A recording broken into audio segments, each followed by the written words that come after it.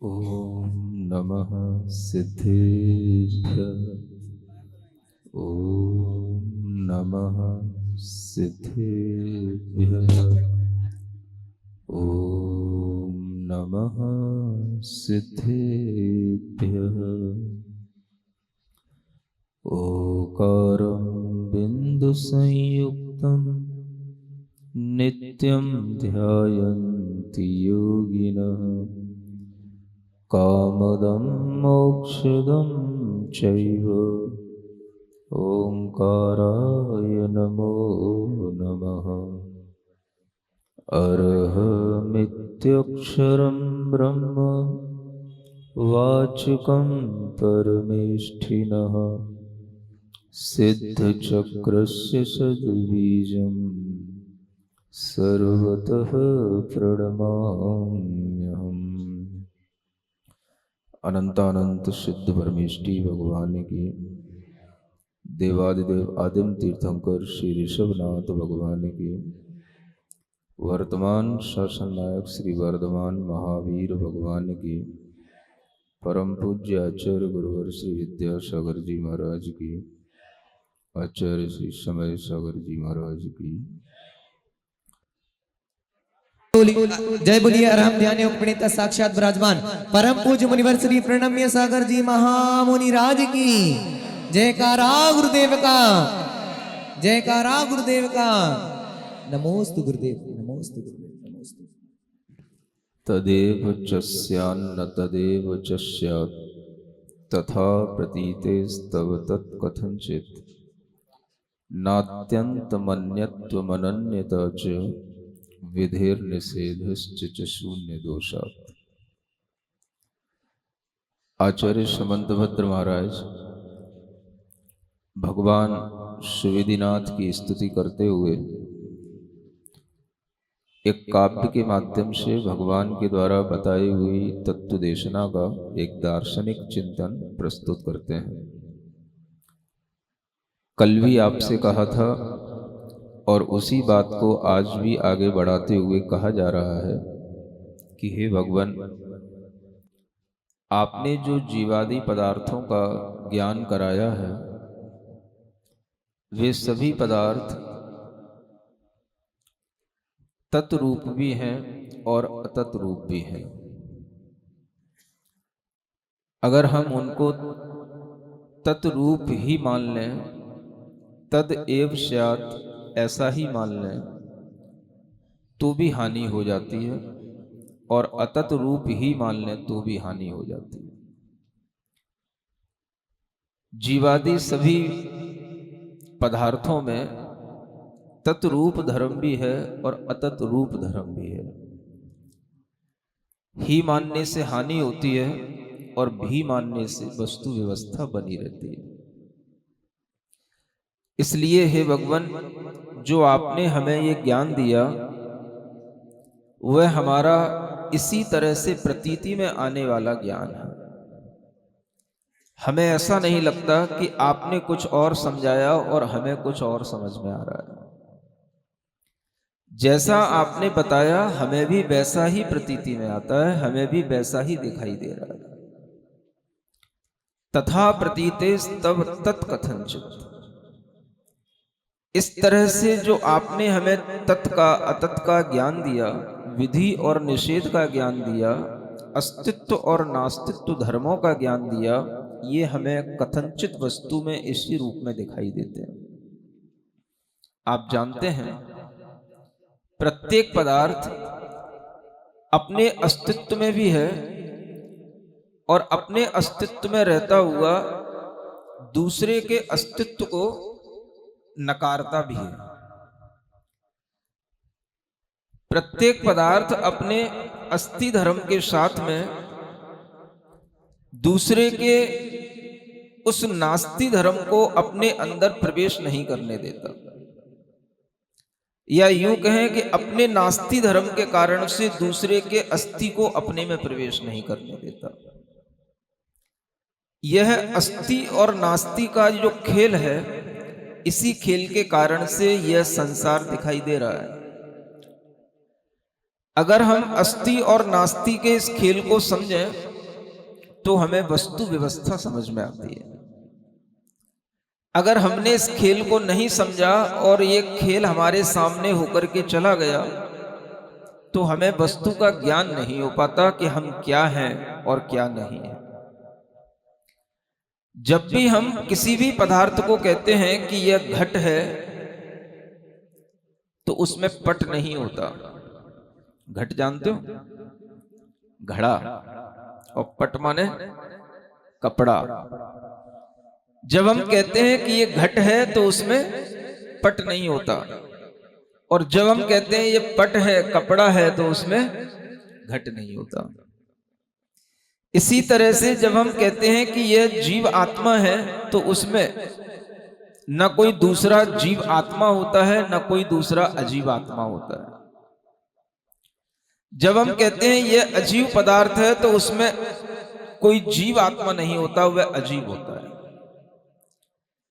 यह जीव और अजीब, ये दुनिया में जितने भी पदार्थ दिखाई दे रहे हैं, ये सब अपने भिन्न भिन्न अस्तित्व के कारण से इस दुनिया में रह रहे हैं, और इस विश्व की सत्ता इन सब पदार्थों के अस्तित्व के कारण से बनी हुई है।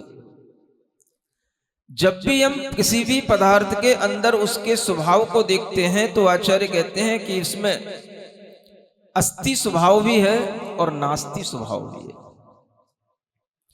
अगर यह अस्ति और नास्ति है तो यह किसी ना किसी अपने अपेक्षा को बनाए रखने के लिए है, और किसी अपेक्षा से ही यह अस्ति और नास्ति होता है।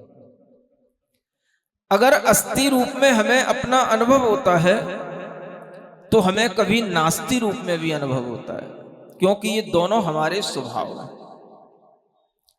जब हम अस्ति रूप में अपना अनुभव करते हैं तो हमें अपना ही द्रव्य क्षेत्र काल देखना होता है, और जब हम नास्ति रूप में अपना अनुभव करते हैं तो हमें पर का द्रव्य क्षेत्र काल भाव देखना होता है। किसी भी पदार्थ के अंदर ये अस्ति और नास्ति दोनों गुणधर्म इस रूप में पाए जाते हैं कि वह किसी ना किसी अपेक्षा से हमारे ज्ञान में आते रहते हैं। हम हैं, इसमें भी हमारे अपने द्रव्य की अपेक्षा होती है। हम जिस स्थान पर बैठे हैं उस क्षेत्र की अपेक्षा होती है। आप अभी यहां बैठे हो, 1 घंटे पहले आप कहीं और बैठे थे, 2 घंटे पहले आप कहीं और बैठे थे।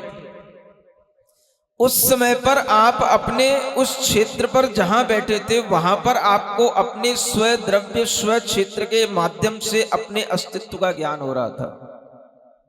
जब आप यहां पर आकर के बैठे तो आपका पूरा आत्म द्रव्य अपने स्व द्रव्य क्षेत्र काल के साथ में यहां पर उपस्थित हो गया।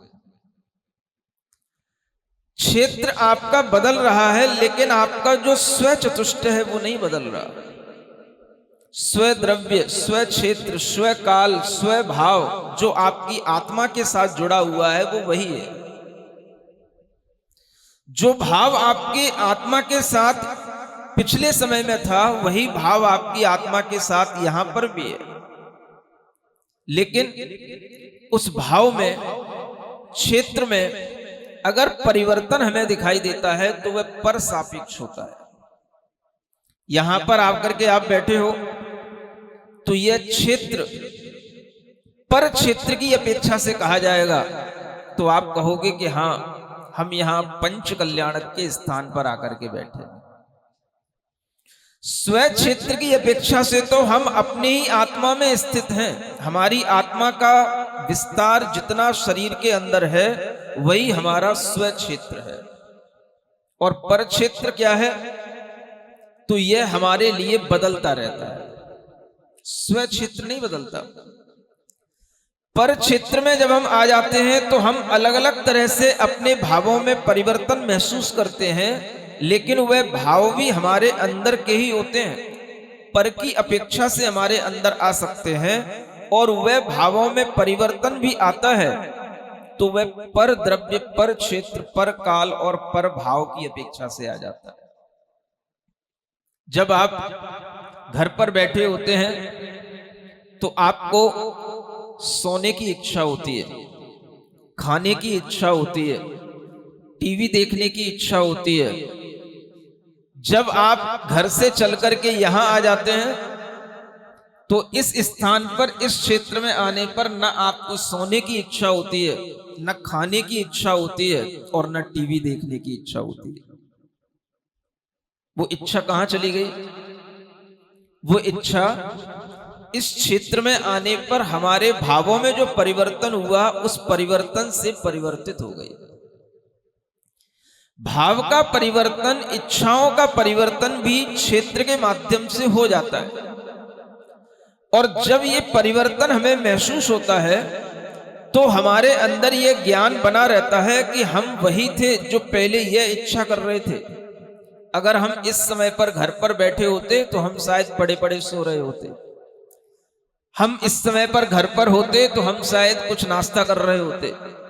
लेकिन इस समय पर हम यहाँ बैठे हैं, इसलिए हमें यहाँ पर न कुछ सोना है न कुछ खाना है, और यहाँ पर खाने और सोने की इच्छा भी नहीं होगी। क्यों नहीं होगी?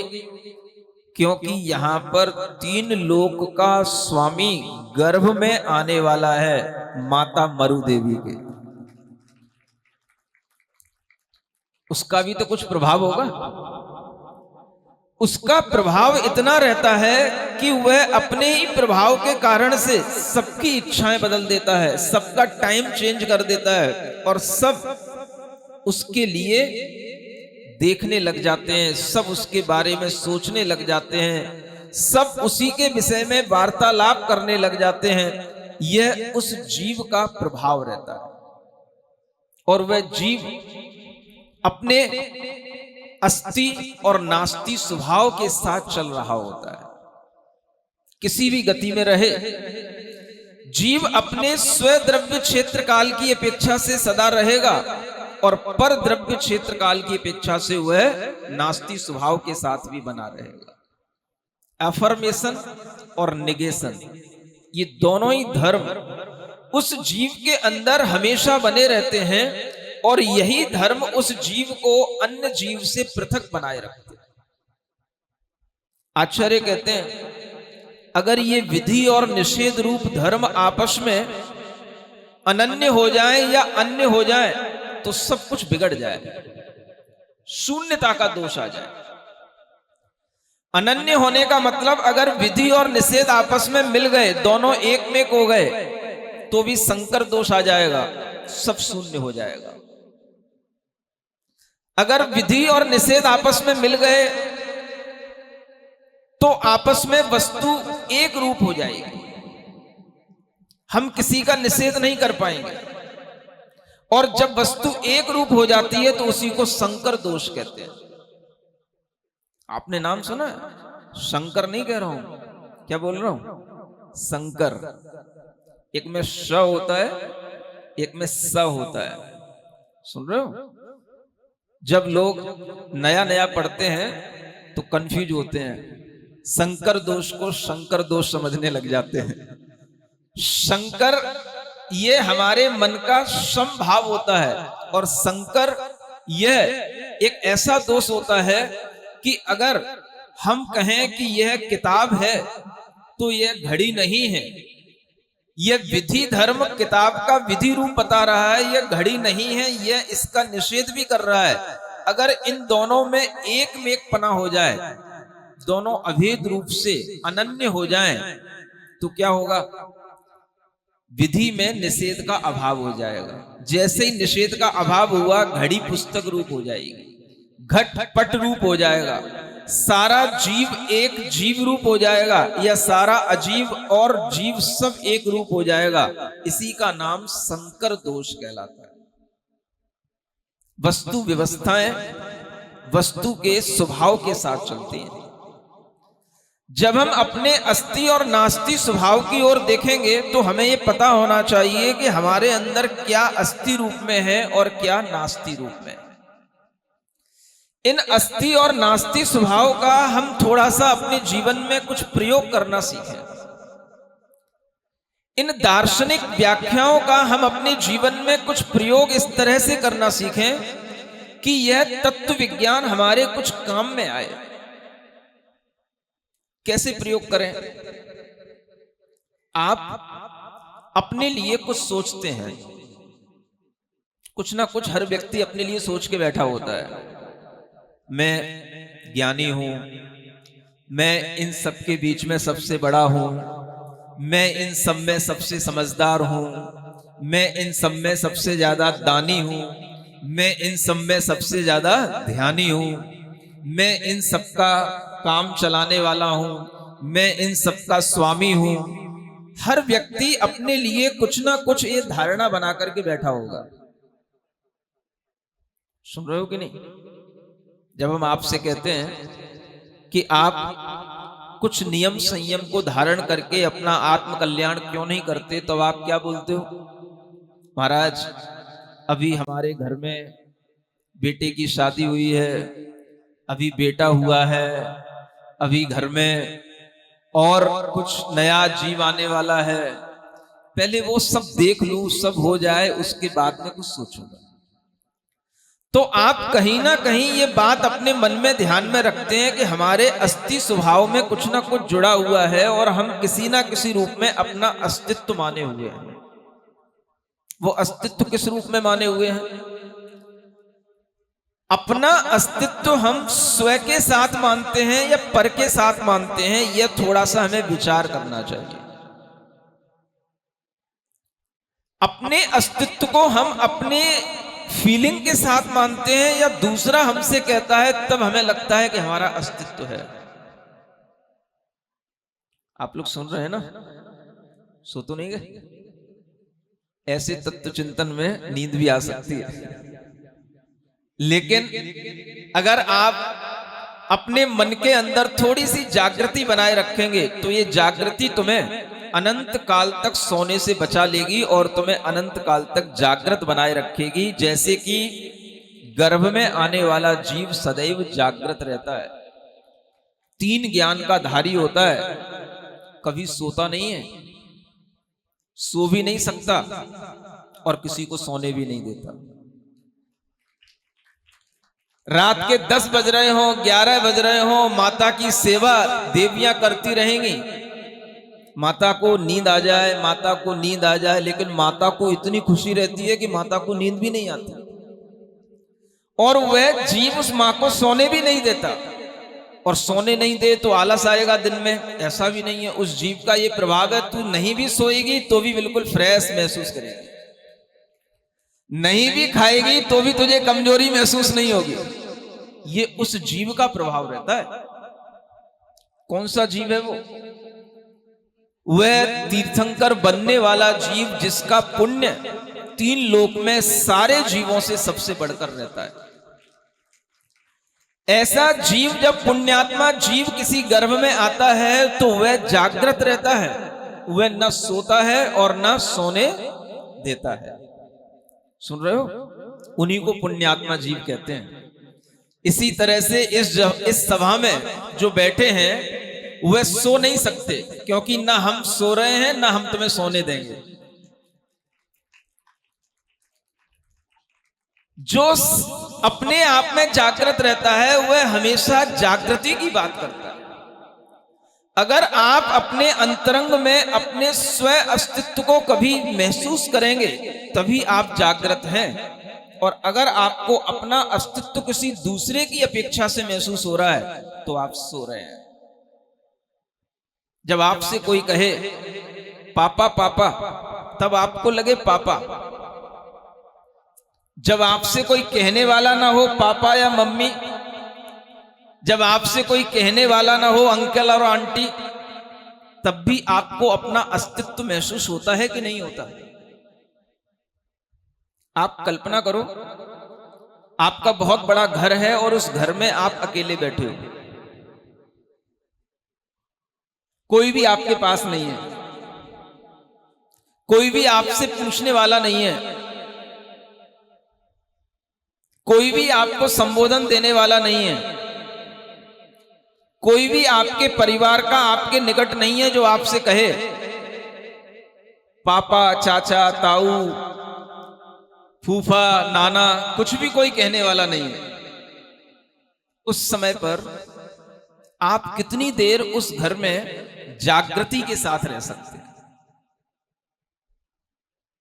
सुन रहे हो मैं क्या बोल रहा हूं?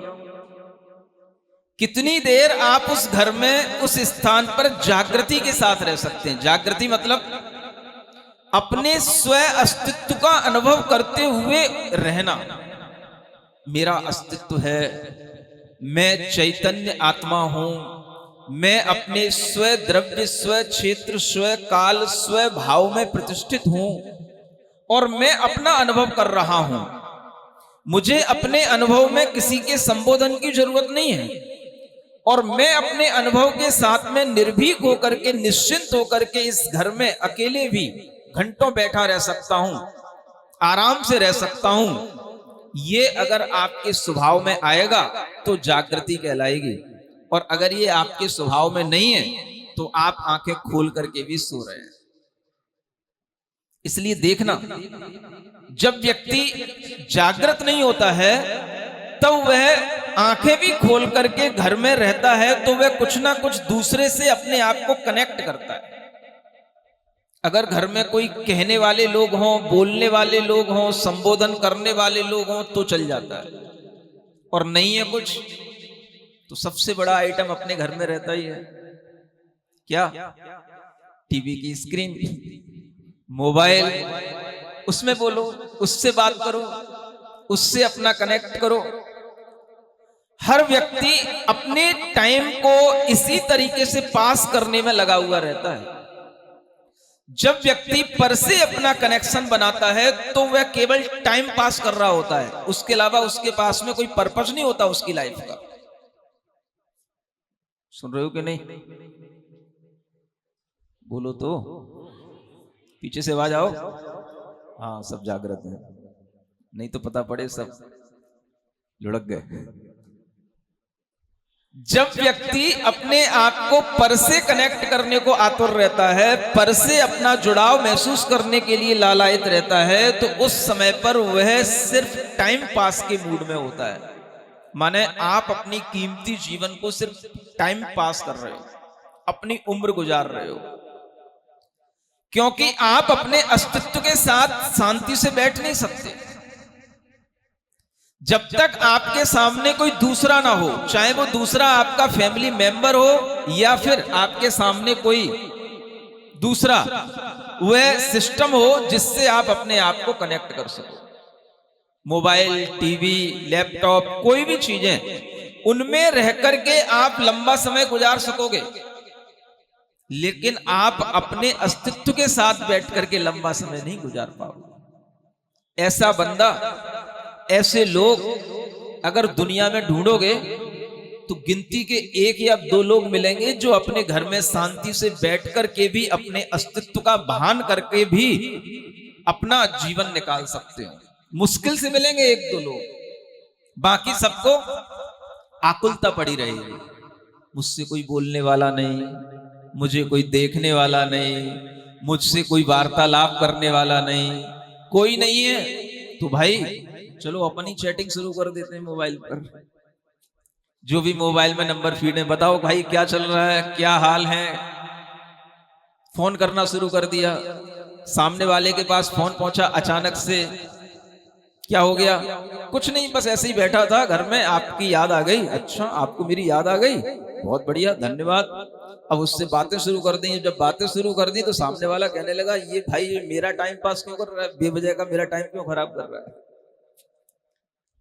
तो जो व्यक्ति के अंदर खुद अपना कोई पर्पस नहीं होता लाइफ का, जो खुद अपना टाइम पास कर रहा होता है, वह दूसरों के लिए भी इसी तरह से टाइम पास मूफली बन जाता है। लेकिन अगर सामने वाला बिजी होगा तो वो आपको डिस्कनेक्ट कर देगा। नहीं भाई, मेरे पास टाइम नहीं है, बात यही बंद करो। अब आप क्या करोगे? किसी की दूसरा नंबर, दूसरा भी यही करेगा। देखो, एक बार तो मोबाइल वो उठा लेगा, लेकिन जब वो देखेगा कि आप फिजूल की बातें कर रहे हैं, भाई आपके घर में क्या हो रहा है, आपने आज क्या खाया, आपके बच्चे कहाँ हैं, एक बार तो बता देगा। फिर दोबारा फिर यही बात करोगे तो वो कहेगा इन बातों से तुम्हें क्या लेना देना है। तो जो व्यक्ति अपना खुद टाइम मैनेज नहीं कर पाएगा, जो व्यक्ति अपने अस्तित्व का स्वयं अनुभव नहीं कर पाएगा, वो हमेशा दूसरों के साथ जुड़ने में ही अपनी टाइम को निकालने का एक प्रोग्राम बनाता रहेगा। और यही वजह होगी, इसके कारण से वह कभी भी अपने अस्तित्व का, अपने स्वभाव का अनुभव नहीं कर पाएगा।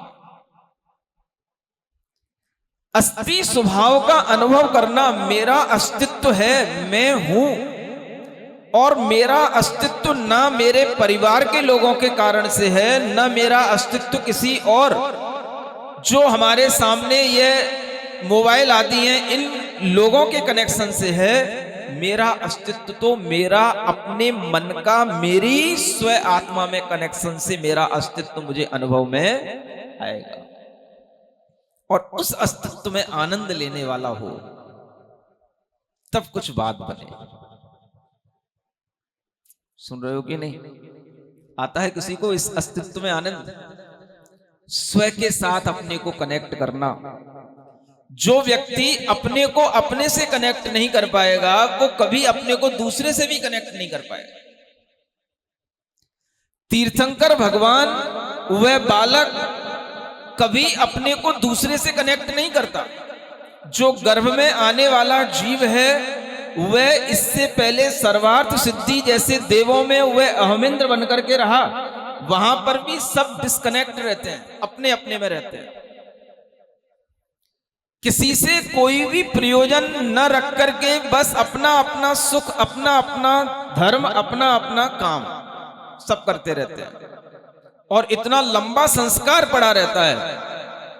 33 सागर की आयु तक सर्वार्थ सिद्धि के देव बनकर के, अहमिंद्र के देवों में रह करके, वह अपने स्व अस्तित्व में रह करके वह जीव इस गर्भ में आता है। इतना उसे अपने स्व अस्तित्व का ज्ञान होता है, ध्यान होता है, और तभी आकर के वह अपने में मस्त रहता है।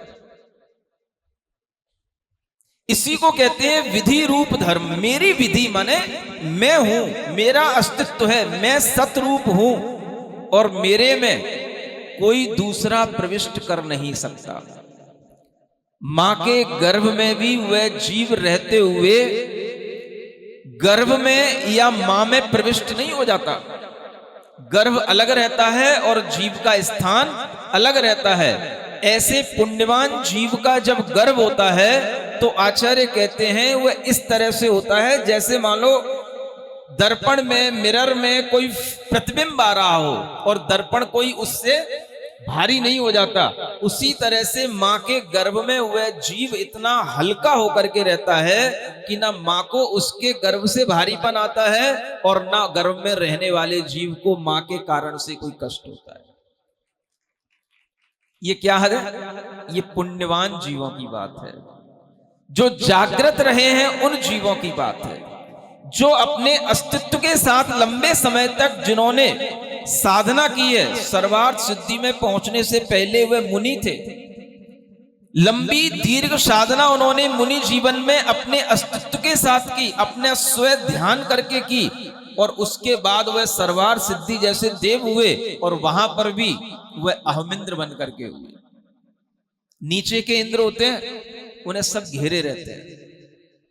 उनके मंत्री होते हैं, उनके दास भी होते हैं, उनकी दासियां भी होती हैं, उनकी कई पट्टरानियां होती हैं, उन पट्टरानियों की भी कई रानियां होती हैं। सामानिक देव, त्रायस्त्रिंश देव, लोकपाल देव, तमाम तरह के देव सौधर्मिंद्र को घेरे रहते हैं। तो सौधर्मिंद्र को कहीं चैन नहीं है। सुन रहे हो? चैन किस जीव को है? जो अहमिंद्र बन जाता है उसको चैन है, उसको कोई नहीं घेरता। वहां पर ऐसा स्थान रहता है जहां पर कोई स्त्रियां नहीं होती, कोई किसी का दास नहीं होता, कोई किसी के सेवक नहीं होते, सब अपने अपने में इंद्र होते हैं। उसको कहते हैं अहमिंद्र। और ऐसे अहमिंद्र में अपने अपने में रह करके वह अपने अस्तित्व के साथ जब जीव का अभ्यास हो जाता है तो उसे दुनिया में आने के बाद भी ऐसा ही लगता है, मेरे अस्तित्व में किसी दूसरे का अस्तित्व समाहित नहीं हो सकता। मेरा सत्य, मेरा अस्थि स्वभाव, मेरा एग्जिस्टेंस मेरे ही अंदर है, मुझे ही अनुभव करना है। दूसरा मेरे से हमेशा नास्ति रूप रहेगा, क्योंकि मेरे अंदर वह नास्ति रूप धर्म भी है, जिसके कारण से वह निषेध पर वस्तु का कर देता है। इसीलिए हमारी आत्मा में किसी दूसरे की आत्मा मिल नहीं सकती। सुनते हो कि नहीं? क्या बोला? हमारी आत्मा में किसी दूसरे की आत्मा मिल नहीं सकती। क्यों नहीं मिल सकती? क्योंकि आत्मा में जो निषेध रूप धर्म है, नास्ति रूप जो स्वभाव है, वह दूसरे का अस्तित्व अपने में प्रविष्ट नहीं होने देगा। कितने ही निकट होगा वह आत्मा, किसी भी रूप में होगा, तो भी एक आत्मा में दूसरा आत्मा कभी मिल नहीं सकता। क्योंकि ये विधि और निषेध, ये जो दोनों धर्म हैं, ना तो ये अभेद रूप होते हैं, ना ये भेद रूप होते हैं। अगर ये दोनों धर्म भेद हो गए, अलग अलग हो गए, तो विधि अलग होगी, वस्तु अलग होगी, निषेध धर्म अलग होगा, तो भी सारा का सारा पदार्थ व्यवस्था बिगड़ जाएगी। और सब जब विधि से निषेध अलग हो जाएगा तो क्या होगा? कोई किसी को अलग रहने ही नहीं देगा। घट में पट मिल जाएगा, पट में कट मिल जाएगा, कट में चट मिल जाएगा। ये जानते हो घट पट कट चट क्या होता है? कुछ नहीं जानते। मूर्खानंद सरस्वती आपका नाम है। क्या नाम है? आज से अपने नाम क्या बोलना? घट माने घड़ा, पट माने कपड़ा, कट माने चटाई होती है। समझ में आ रहा है? घट पट कट, है ना? ये सब पदार्थ अपने में मिल जाएंगे, और जब सब मिल जाएंगे तो फिर वही क्या हो जाएगा? संकर दोष आ जाएगा। सब एक में हो गया, गटपट हो गया। इसी तरह से अगर हमारे जीव में से वह निषेध रूप धर्म अलग हो गया तो क्या होगा? सारा जीव उसी जीव में जाकर के मिल जाएगा, सब एक हो जाएगा, यानी सब शून्य हो जाएगा, कुछ बचेगा ही नहीं। विधि में निषेध मिल जाने पर, अनन्य हो जाने पर भी शून्यता आ जाएगी, और विधि से निषेध को सर्वथा अभय भिन्न कर दिया जाए, पृथक कर दिया जाए, तो भी शून्यता का दोष आ जाएगा। इसलिए विधि और निषेध ये कंडीशनल धर्म है, ये किसी ना किसी कंडीशन के साथ चलते हैं। जब हमें अपने स्वरूप के द्रव्य क्षेत्र काल भाव की कंडीशन होगी तो वह विधि हमारे सामने होगी, और जब हमारे सामने पर द्रव्य क्षेत्र काल भाव की कंडीशन होगी तो हमारे सामने निषेध रूप धर्म होगा। हम सर्वथा ना तो विधि रूप हो सकते हैं, ना निषेध रूप हो सकते हैं। हम सबके अंदर विधि भी है और निषेध भी है, अफर्मेशन भी है और नेगेशन भी है। ये सब पॉइंट ऑफ व्यू जो हमारे अंदर आते हैं, क्या है और क्या नहीं है, ये हमारी धारणा का विषय होना चाहिए। जैसे मैं आपसे कहूं, अगर कोई आपसे कहे आप त्रियंश हो, आप पशु हो, बोलो आप स्वीकार कर लोगे? बोलो तो। क्यों नहीं करोगे? क्योंकि यह हमारा नास्ति स्वभाव के कारण से पशु त्रियंश हमारे में प्रवेश नहीं कर सकता। मैं पशु नहीं हो सकता, मैं त्रियंश नहीं हो सकता। क्यों नहीं हो सकता? क्योंकि मेरा मनुष्य के रूप में अस्थि स्वभाव है। ये बात मालूम है कि नहीं आपको? जब कोई आपसे कहे गधा, तू गधा है, तू बंदर है, तो क्या करोगे? उससे लड़ने बैठोगे? तू मुझसे गधा क्यों कहता है, तू मुझसे बंदर क्यों कहता है? अगर ये ज्ञान आपके अंदर आ जाए, हर बच्चे को ये ज्ञान सिखा दिया जाए, क्योंकि बच्चों में ज्यादा ऐसा व्यवहार होता है, कोई किसी से गधा कहता है, कोई किसी से बंदर कहता है। अगर बच्चों को ये सिखा दिया जाए मैं मनुष्य हूं, मेरा स्वभाव मनुष्य के रूप में अस्थि स्वभाव है, मैं कभी भी गधा नहीं हो सकता, मैं कभी भी बंदर नहीं हो सकता, मैं कभी भी गीदड़ नहीं हो सकता, मैं कभी भी शेर भी नहीं हो सकता, ये मेरे स्वभाव नहीं है, ये नास्ति स्वभाव है मेरे अंदर। तो नास्ति स्वभाव क्या करता है? जो दूसरे का स्वभाव है वह आपके अंदर नहीं आएगा, इसको अलग करने का, निगेशन करने का काम कौन करेगा? ये नास्ति स्वभाव करेगा। अब अगर उस बच्चे को यह ज्ञात होगा कि मैं मनुष्य हूं, मैं अच्छे परिवार में जन्मा हुआ, मैं सुंदर ज्ञानवान व्यक्ति हूं, तो कोई उसके लिए कितना भी चिढ़ाए, कोई उसके लिए कितना भी कमेंट करे, तू गधा है, तू अज्ञानी है, तू बिल्कुल ही बदसूरत है, उसे कभी भी दूसरे के इस कथन को अपने अंदर रखने की विचारधारा नहीं आएगी, और वह दूसरे से अपने आप को जब परेशान नहीं करेगा तो इसी ज्ञान के कारण से नहीं करेगा, क्योंकि उसे पता है मेरा अस्तित्व किस रूप में है और नास्तित्व किस रूप में है। समझ में आ रहा है कि नहीं आ रहा है? क्या सुन रहे हो? अब अगर आपसे कोई कहे आप मूर्ख हो, आप मूर्खानंद हो, तो क्या कहोगे? मैं मूर्ख कैसे हो सकता हूं महाराज, मैं आपकी सभा में बैठा हूं। आपकी सभा में बैठा हुआ व्यक्ति मूर्ख कभी हो ही नहीं सकता, क्योंकि मूर्ख तो वो होगा जो आपकी सभा में नहीं बैठा होगा। जो आपकी सभा में बैठ गया, जो आपके सराउंडिंग में आ गया, वो कभी मूर्ख बचेगा ही नहीं। इसलिए मूर्ख अगर कोई आपसे कह भी दे तो आपको क्या कहना है? नहीं नहीं, ये मेरा नास्ती स्वभाव है, मैं मूर्ख नहीं हूं। मैं क्या हूं? मैं ज्ञानी आत्मा हूं, मेरा ज्ञान स्वभाव है। जैसे व्यक्ति के निकट आओगे आप, आपको उसी तरह की फीलिंग आएगी। जिनको अपने अस्तित्व से प्रेम होता है, उन्हें दुनिया में किसी से जुड़ने की आवश्यकता नहीं होती है, दुनिया को उनसे प्रेम अपने आप होने लग जाता है। और जो लोग केवल चैटिंग करके टिकटॉक पर, फेसबुक पर तरह तरह की रील बना करके अपने आप को लाइक बढ़ाने के लिए दुनिया में प्रेषित कर देते हैं, दुनिया उनसे हटने लग जाती है, क्योंकि वो अपने से कनेक्ट नहीं हो रहे हैं, वो दूसरों से कनेक्ट होने की जुगाड़ में लगे हुए हैं।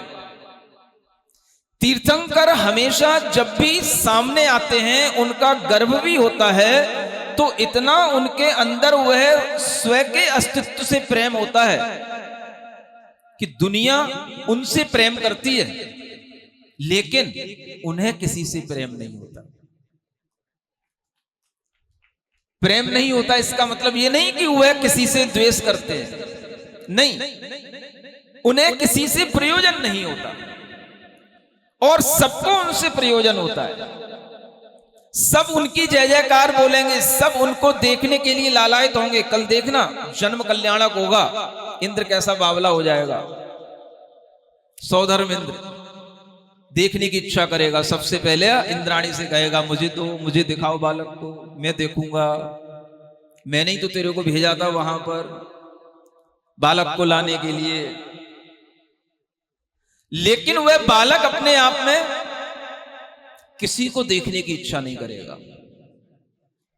ऐसा नहीं कि वो बालक है इसलिए, उसे सब पता है, वो सबका बाबा है। तीन ज्ञान है उसके पास में, मति ज्ञान, श्रुत ज्ञान, अवधि ज्ञान, और जितना इंद्र को ज्ञान है, जितना उसके माता पिता को ज्ञान है, उससे कई गुना ज्ञान उस बालक के अंदर है, जो अभी जन्मा भी नहीं है, गर्भ में है। आचार्य कहते हैं कि उस गर्भ में स्थित बालक के कारण से मां के अंदर इतना ज्ञान आ जाता है कि कई देवियां अनेक प्रकार के प्रश्न उत्तर करती हैं, और मां उन सब प्रश्नों का उत्तर देती चली जाती है। तो देवियां पूछती हैं, मां तुझे इतना ज्ञान कहां से आ गया? तो मां कहती है मुझे नहीं पता। तो देवियां कहती हैं इस बालक के कारण से तू बोल रही है, ज्ञानी हो गई है। समझ में आ रहा है कि नहीं आ रहा है? ये गर्भ कल्याणक की महिमा है। गर्भ में पुण्यवान जीव का आना अपने आप में पूरे माहौल को बदलना होता है, और पुण्यवान जीव वही होता है जो अपने अस्तित्व को प्रेम करता हो, अपने अस्तित्व से जुड़ा हुआ हो। जो व्यक्ति अपने अस्तित्व के साथ जुड़ा रहेगा, वह अनेकों को भी अपने साथ जोड़ लेगा, और अनेकों का भी कल्याण करा देगा जो अपने अस्तित्व के साथ जुड़ा। यही महिमा होती है कि जो आत्मस्थ होता है, जो अपने आत्मज्ञान के साथ होता है, जो आत्म ध्यानी होता है, सब लोग उसकी पूजा करते हैं, सब उसका आदर करते हैं, सब उसके निकट आना चाहते हैं और वह किसी की भी निकटता नहीं चाहता, क्योंकि उसे क्या पसंद है? उसे तो अपना अस्तित्व पसंद है, अपने अस्तित्व की अनुभूति पसंद है। समझो ये कितनी बड़ी चीज है। आज दुनिया में लोग पागल बने घूम रहे हैं। सारे दुनिया में लोग देखो मोबाइलों पर अपने लाइक्स बढ़ाने के लिए, अपने फ्रेंड्स बढ़ाने के लिए तरह तरह की पोस्टें, तरह तरह के वीडियो, तरह तरह के रील डालते हैं। किस लिए? लोग मुझे देखें, I like you, I like you, like करते करते फिर लोग ये भी कहने लग जाए I love you, I love you. बस हमारी सक्सेस हो गई, हमारा अस्तित्व इस दुनिया में आना सार्थक हो गया। बस इतना पर्पज है लाइफ का। सुन रहे हो? ऐसे लोग दुनिया में कभी भी संतुष्ट नहीं रह सकते, कभी भी सुखी नहीं रह सकते, कभी भी जागृत नहीं हो सकते। जागृति का मतलब ही है कि हम अपने अस्तित्व को हमेशा ध्यान में रखें। मेरा जीवात्मा अस्थि स्वभाव और नास्ति स्वभाव के साथ हमेशा से था, है और रहेगा। मेरी जीवात्मा में किसी दूसरा जीव का अस्तित्व नहीं है, फिर मैं उससे क्यों परेशान हूं? उसकी किसी बात से क्यों दुखी हूं? किसी के पागल कहने से या मूर्ख कहने से हमारा कोई अस्थि स्वभाव मूर्ख या पागल के रूप में बदल जाएगा क्या? ये अभ्यास अगर बचपन से बच्चे को करा दिया जाए तो मैं कहता हूं उसके ऊपर जो दुनिया का पीयर प्रेशर आता है या दुनिया के जो कमेंट्स का कभी प्रेशर आता है, वो अपने आप को इस प्रेशर से बचा ले जाएगा। क्योंकि उसने क्या अभ्यास किया है शुरू से? मेरा अस्तित्व स्वभाव है, मेरे अस्तित्व स्वभाव में मेरा ज्ञान मेरा अस्तित्व में है, मेरे अंदर जो क्वालिटी है वो मुझे मालूम है। किसी के कुछ कहने से मेरे ऊपर क्या फर्क पड़ने वाला है? ये सब मेरे नास्ति स्वभाव के कारण से मुझे इन सब से भिन्नता महसूस होती है। समझ में आ रहा है कि नहीं आ रहा है? तो बच्चों को क्या सिखाना चाहिए आपको? कभी ये तत्व ज्ञान सिखाओगे कि नहीं बच्चों को? या ये हमेशा शास्त्रों के ही विषय बने रहेंगे, न्याय के ही विषय बने रहेंगे, दर्शन शास्त्र के ही विषय बने रहेंगे? या जब आप शादी के बाद में जब कभी आपको फुर्सत मिलेगी, तब कल महाराज ने कहा था हमें एमए जेनोलॉजी से करना है, प्राकृत में करना है, तब जाकर के कुछ पढ़ोगे। अरे भाई, बच्चा होकर के भी ये सीखा जा सकता है, इसमें क्या बात है? मेरा अस्थि स्वभाव भी है और मेरा नास्ति स्वभाव भी है। अस्थि स्वभाव क्या है? जो मेरे अस्तित्व में है, मेरी अपनी नॉलेज मेरे अस्तित्व में आती है, मेरा अपना चिंतन मेरे अस्तित्व में आता है, मैं अपने लिए जो सोचता हूं वो मेरा अस्थि स्वभाव है, जो दूसरा मेरे लिए सोच रहा हो मेरा नास्ति स्वभाव है। अगर कोई दूसरा ये भी कह रहा है कि बेटा तू फेल हो गया, और मुझे लग रहा है कि नहीं मैं फेल नहीं हो गया, मैं तो पास हो गया, मैंने तो जितनी मेहनत की थी मुझे उतना नंबर मिल गया, मुझे पास हो गया। किसी मास्टर के कहने से या किसी कोई भी टीचर के कहने से मैं फेल कैसे हो सकता हूं? ये विचार एक बच्चे के अंदर डाला जा सकता है, जिससे बच्चे के नंबर अगर कम आए तो वह अपने आप को बिल्कुल निराशा के गड्ढे में ना डाल दे। उसे बच्चे को खुद पता होता है कि मैंने कितनी मस्ती की है, कितना मैंने पढ़ा है। जब बच्चों को पता है कि मैंने जितना पढ़ा था उतना मुझे मिला है, तो मैं जितना पढ़ा था उतना पास हुआ हूं, ये मेरा अस्थि स्वभाव है। अब अगर कोई कहे तू फेल हुआ, तो भाई दूसरे के कंपैरिजन में फेल हुआ, दूसरा मेरे लिए क्या कंपेयर करेगा? उससे तो मेरा नास्ति स्वभाव है, मैं अपने आप को दूसरे से क्यों कंपेयर करूं? समझ में आ रहा है कि नहीं आ रहा है? नहीं आ रहा? क्या आ रहा है? क्या आ रहा है?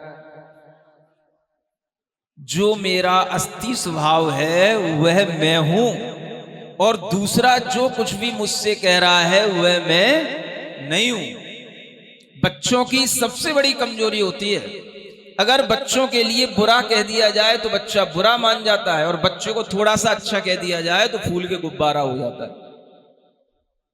ये कमजोरी शुरू से ही हम बढ़ाते रहते हैं, और जब वो बड़ा हो जाता है तब उसके लिए ये कमजोरी सिरदर्द बन जाती है। हम उसे शुरू से ही बताएं कि तेरा जो अस्तित्व है वो कंप्लीट है अपने आप में, तू इनकम्प्लीट नहीं है।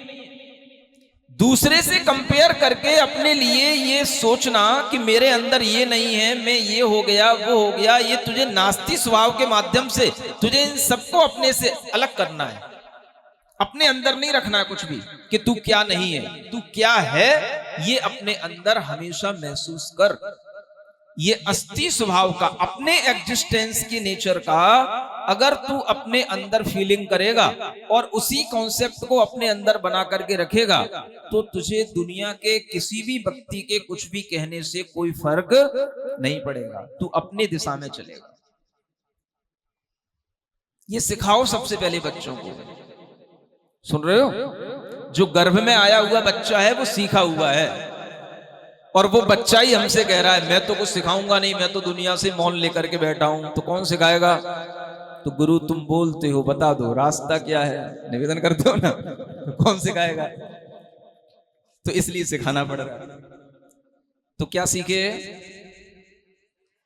हमें अपने अस्तित्व के साथ जीना सीखना है। जो अपने अस्थि स्वभाव के साथ रहता है वो जागृत है, और जो अपने अस्थि स्वभाव की अनुभूति करता है उसके लिए दूसरा कोई भी कुछ भी गलत कहे या अच्छा कहे उसे उससे कोई फर्क नहीं पड़ना चाहिए, क्योंकि उसे पता है ये मेरा नास्ती स्वभाव।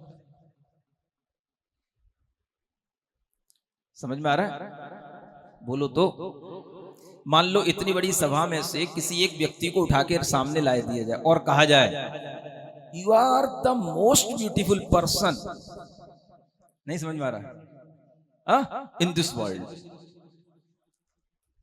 अब उस व्यक्ति को आपने गोदी में उठा के सामने ले आए और वो क्या बोल रहे हैं आप उससे? क्या बोल रहे हो? You are the most beautiful person. अब वो सोचता मैं अचानक से ब्यूटीफुल कैसे हो गया? समझ में आ रहा है? अब अगर मान लो पूरी सभा उसका सम्मान करे, क्यों कर रही भाई सभा सम्मान? भाई इस सभा में आप सबसे ब्यूटीफुल हो। अब उसे लगेगा कि मैं तो ऐसा कुछ हुई नहीं, मैं तो जैसा था वैसा अपने आप में पहले भी था, आज भी हूं, और मेरे अंदर ऐसी कुछ बात थी ही नहीं जो ये मुझे इतना सम्मान दे रहे हैं। तो वो क्या सोचेगा? ये सम्मान मेरा नास्ती स्वभाव है। सुन रहे हो? ये सम्मान मेरा क्या है? नास्ती स्वभाव। अगर उसके अंदर ज्ञान नहीं होगा तो वो अचानक से समझ बैठेगा हाँ हो सकता है कि मैं वास्तव में ब्यूटीफुल हूं। तो क्या होगा? वह अपने को उस नास्ती स्वभाव से अगर अपने को जोड़ेगा तो अभी तो थोड़ी देर के लिए खुश हो जाएगा, बाद में जब उसको कोई भी पूछेगा नहीं तो फिर मुंह लेकर के बैठ जाएगा, मुंह लटका के बैठ जाएगा। समझ आ रहा है? इसलिए कह रहा हूं जो मैं हूं वह कभी मिट नहीं सकता हूं। मुझे अपने अस्तित्व का भान होना चाहिए कि मैं क्या हूं, और जो दुनिया कहे उससे मुझे कोई फर्क नहीं पड़ना चाहिए। मैं दुनिया के कहने से ना तो मैं फेल हो जाऊंगा, ना दुनिया के कहने से। लोगों के बच्चों के लिए यही प्रेशर रहता है, वो 3 साल से पढ़ रहा था, तू पास नहीं हुआ, तूने 3 साल की मेहनत खराब कर दी, तू फेल हो गया, ये हो गया वो हो गया। बोले क्या हो गया? जो मेरा अस्थि है वो तो है ही, तुम जो कह रहे हो वो सब क्या है? वो सब नास्ती है।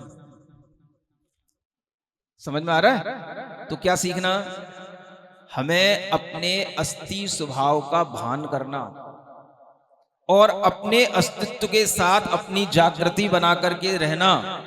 अकेले में भी हम रहें तो पर से कनेक्ट होकर के ना रहें, स्वयं से कनेक्ट होने की बात करें। और हम ये सोचें कि हम अगर अपने अस्तित्व का भान करेंगे तो हमारे भीतर से आनंद उत्पन्न होगा। और अगर हम पर से जुड़ने में ही अपनी सफलता समझेंगे तो हम जिंदगी भर लालसा में, आसक्ति में पड़े रहेंगे और भ्रम में पड़े रहेंगे। हमारे अंदर कभी भी सम्यक ज्ञान आने वाला नहीं। समझ में आ रहा है? इस तत्व ज्ञान का उपयोग करना सीखो।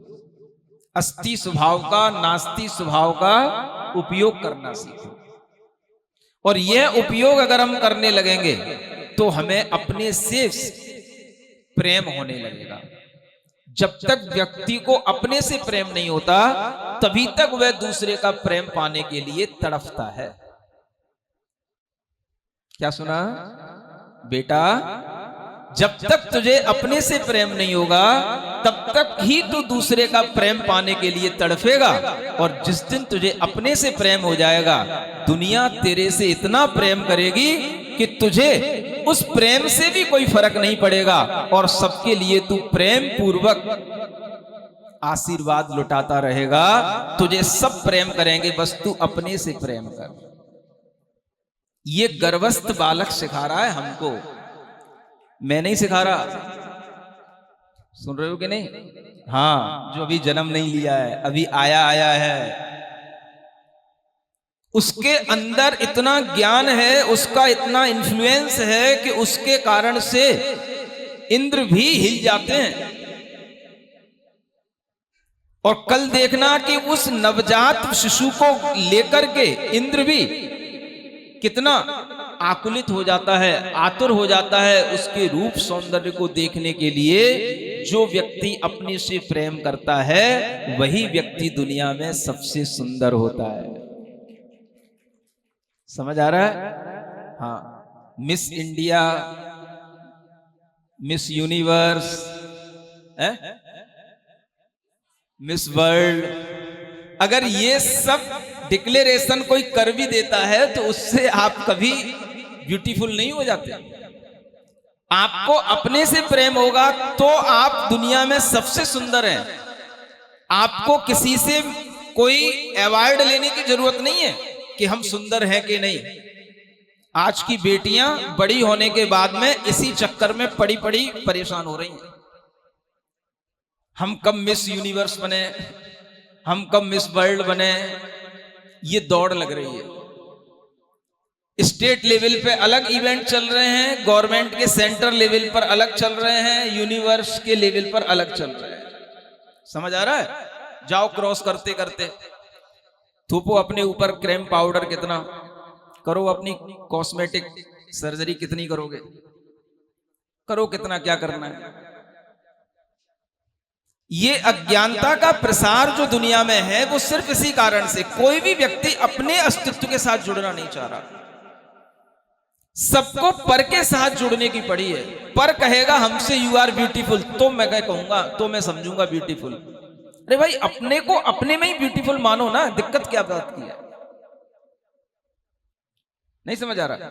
मैं कितनी बार आपसे कहता हूं, आप चेहरे को प्रसन्न करके बैठो। अब ये और कहना शुरू कर दूंगा, देखो आप इस प्रसन्न चेहरे में कितने सुंदर लग रहे हैं। अब ध्यान कराने में ये भी एक ध्यान कराना शुरू कर दूंगा। तो जब आप अपने आप को सुंदर महसूस करोगे तो थोड़ा ध्यान ज्यादा लगा लोगे, तो नुकसान तो हमारा कुछ है ही नहीं, फायदा तुम्हारा ही है। समझ में आ रहा है? हाँ, सेल्फ लव, वही सब बात है। सेल्फ कनेक्ट होगे तो सेल्फ लव आएगा। तो यह अपने अंतरंग में अपने से जुड़ने की जब तक आपके अंदर भावना नहीं आएगी तब तक आप क्या समझोगे? ये पंच कल्याणक किस लिए हैं? ये उस पुण्यवान जीव के पूजा, उसकी महिमा का ज्ञान कराने के लिए हैं जो 33 सागर अपने अस्तित्व के साथ अहमिंद्र बनकर के रह के आया। उससे पहले एक पूर्व कोटि वर्ष तक, दीर्घ काल तक वह मुनि जीवन की साधना करके आया। उस पुण्य के अर्जन से और उस स्व अस्तित्व के प्रगाढ़ता से इतना उसके अंदर पोटेंसी आ गई कि वह अब किसी से कुछ नहीं कहता, लेकिन सब उससे प्रेम करते हैं, सब उसको लाइक करते हैं, सब उसको लव करते हैं, और वह किसी के लिए बिल्कुल देखा जाए तो इनडिफरेंट है। समझ में आ रहा है? ये योग्यता अगर बच्चे सीखें, सुंदर किससे बनते हैं? किससे बनते हैं? अपना ध्यान करने से, अपने आप से प्रेम करने से हम सुंदर बनते हैं। सुन रहे हो कि नहीं? बनना है सुंदर। चलो बैठो सीधे, 2 मिनट सुंदर बनाते हो। अरे टाइम तो बहुत हो गया रे। चलो रहने दो, आज टाइम नहीं है। चलो 2 मिनट बैठो, सीधे बैठो। कुर्सी वाले थोड़ा अपने आप बैकबोन को कुर्सी से अटैच ना करें, सीधे बैठे, है ना? हाँ, आंखें बंद करें, गर्दन सीधी, कमर सीधी।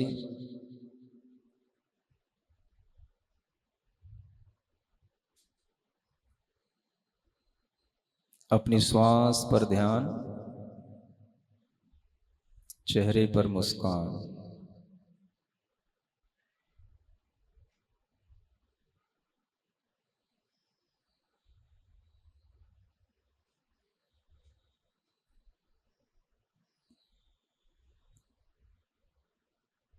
पूरे शरीर में फैली हुई स्व आत्मा का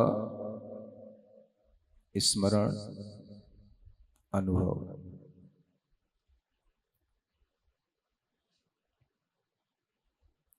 यही मेरा स्व द्रव्य है, यही मेरा स्व क्षेत्र है, यही मेरा स्व समय है, यही मेरा स्व भाव है, यही मेरा स्व अस्तित्व है।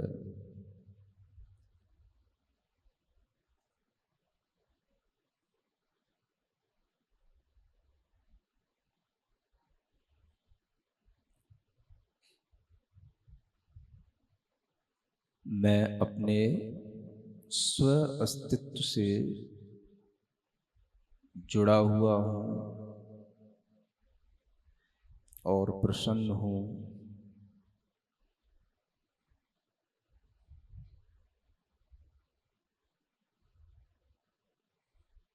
चेहरे पर प्रसन्नता बनाए रखें।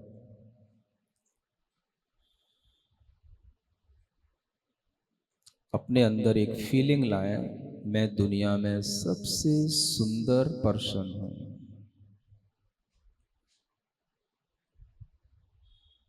इस फीलिंग से आपकी प्रसन्नता और बढ़ेगी। मैं दुनिया में सबसे सुंदर, सबसे अच्छा व्यक्ति हूं।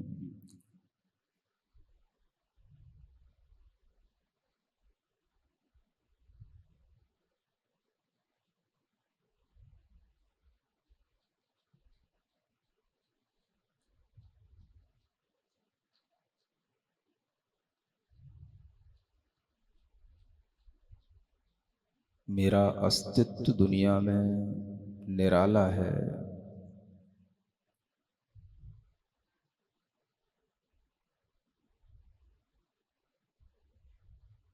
मैं अपने अस्तित्व के साथ प्रसन्न हूं।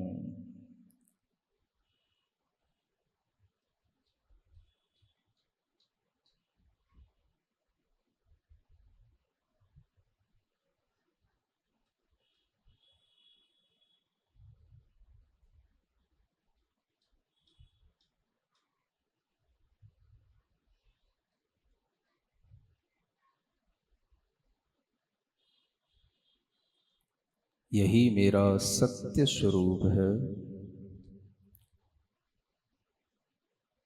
यही मेरा सुंदर रूप है,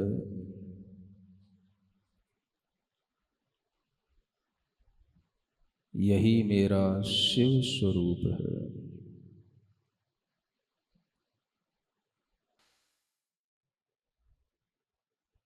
सत्य स्वरूपो हम,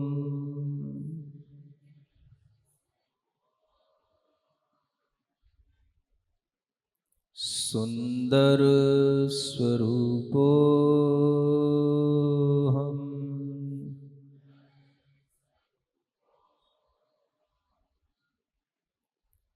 शिव स्वरूपो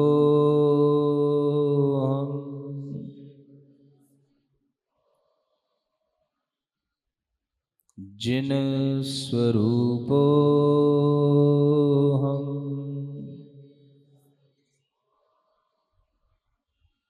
सिद्ध स्वरूपो हम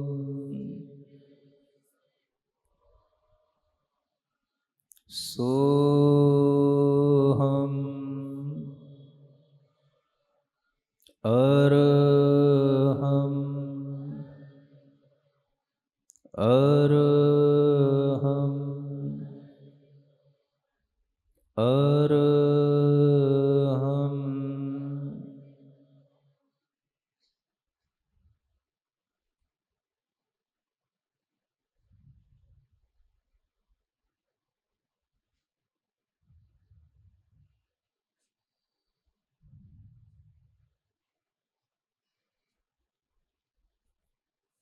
अपनी हथेलियां घिसे, आंखों पर रखें।